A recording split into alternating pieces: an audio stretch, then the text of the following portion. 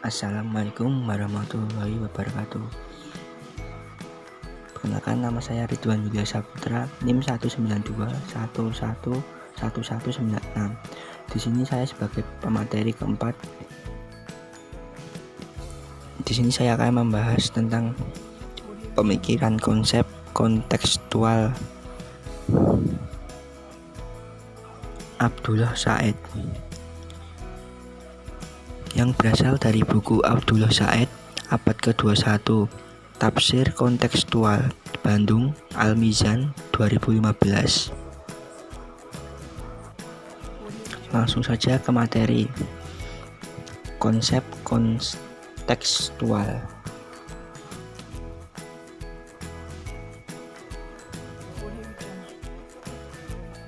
Berikut ini adalah seperangkat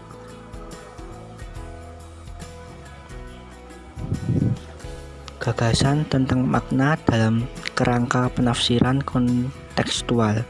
Meski ada banyak teori mengenai makna, teori itu melampaui ruang lingkup pembahasan bab ini untuk bisa dijadikan bahan kerangka dengan mempertimbangkan bahwa teori ini tidak berkait secara langsung dengan diskusi pada bab ini.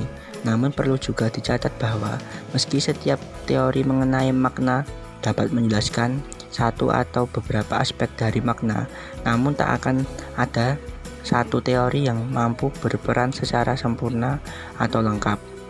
Perhatian utama seorang mufasir kontekstual adalah berusaha mengaitkan makna sebuah teks Al-Quran tertentu sebagaimana ia dipahami oleh para penerima wahyu pertamanya pada awal abad ke-7 Masehi di Mekah dan Madinah, menuju konteks-konteks yang muncul pada periode-periode selanjutnya. Konteks-konteks yang baru ini bisa bersifat politik, sosial, keagamaan, budaya, hukum, atau ekonomi. Pada para mufasir yang mengadopsi pendekatan ini bertujuan secara terus-menerus memperbarui kembali pesan asli teks Al-Quran dalam kaitannya dengan berbagai situasi, waktu, tempat, dan lingkungan yang baru. Al-Quran sendiri menyatakan bahwa ia dikomunikasikan kepada umat manusia dalam bahasa Arab sebagai petunjuk. Menurut Al-Quran, Tuhan selalu berkomunikasi dengan para nabinya dalam bahasa mereka sendiri yang membuat umat manusia mampu memahami dan mengikuti kehendaknya sebagaimana diungkapkan dalam bahasa mereka.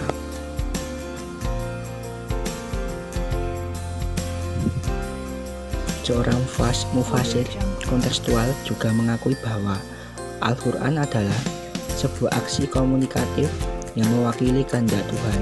Aksi ini menimbulkan sebuah respon yang sesuai dengan konteks masyarakat pertama yang menerima wahyu.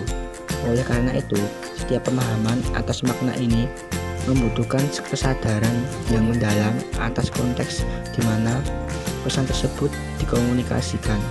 Hal ini mencakup kesadaran akan bagaimana berbagai hal dan moral yang umum dan masalah kekuasaan, kondisi-kondisi keuangan dan ekonomi yang ada secara umum, dan situasi intelektual yang dominan, dan bagaimana orang-orang di sana memandang diri mereka berkaitan dengan orang-orang lain di sekitarnya. Konteks-konteks historis tidak akan pernah bisa dibuat kembali atau berulang, karena itu semua adalah kasus yang pertama. Seorang kontekstualis memahami batasan ini, namun berbagai upaya menggunakan data yang tersedia akan dilakukan untuk memperkirakan konteks asli tersebut sedekat mungkin dan merekonstruksi konteks historisnya selengkap mungkin. Tujuan upaya rekonstruksi ini adalah untuk memperoleh pemahaman yang lebih baik atas tujuan dan alasan yang melatar belakangi pesan-pesan yang dikomunikasikan tersebut dalam periode dan lingkungannya.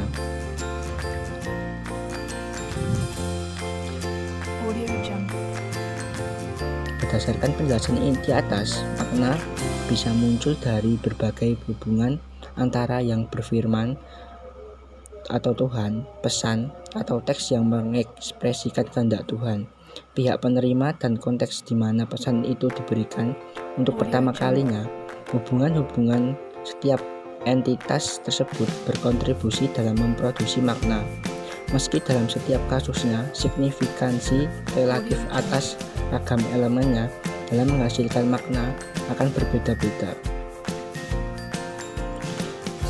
Namun, ada sebuah tingkat stabilitas dalam makna-makna yang secara historis disematkan kepada Al-Quran, karena mereka adalah makna-makna yang telah muncul dalam masyarakat menerima wahyu pertama dan ditransmisikan melalui berbagai teks, praktik, dan narasi yang lain. Secara khusus, makna historis ini didokumentasikan dalam tafsir-tafsir Al-Quran.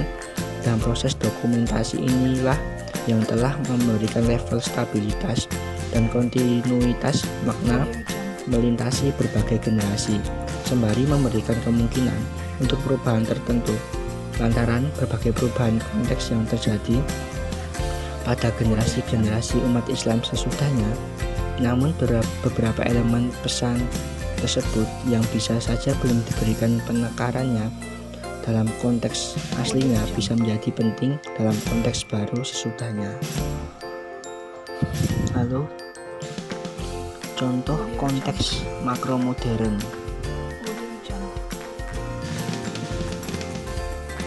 Isu kesetaraan gender menjadi salah satu isu terpanas dalam pemikiran Islam kontemporer.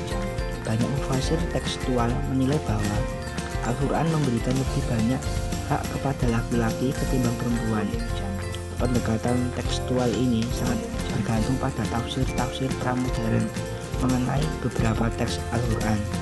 Meski pandangan kesetaraan yang tidak setara ini bisa jadi diterima pada masa pramodern dan mungkin sejalan dengan konteks makro periode tersebut.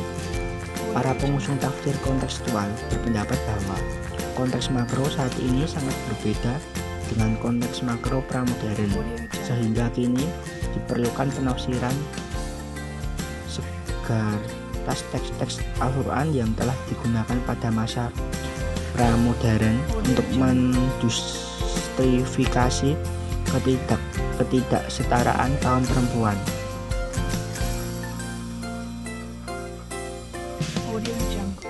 Fokus dari materi ini atau bab ini adalah bagian pertama ayat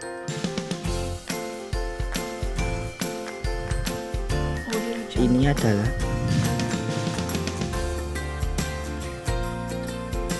ia diriwayatkan melalui para mufasir dari generasi kedua umat Islam.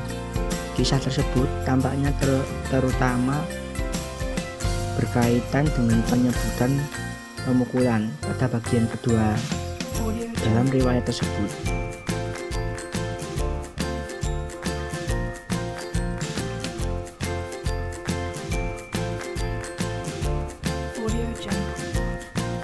Tabari mengutip beberapa riwayat yang berkaitan dengan frase yang menggambarkan wanita yang solehah.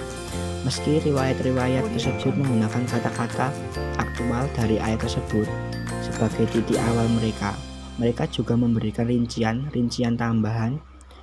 Dia menafsirkan kata khanitat dengan makna taat dalam konteks ketaatan kepada Tuhan dan sang suami.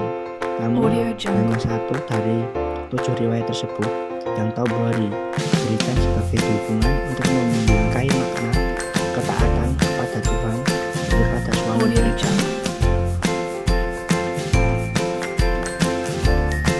Nabi Muhammad bersabda, yang terbaik dari kaum perempuan adalah seseorang yang ketika kamu melihatnya, dia menyenangkan dirimu.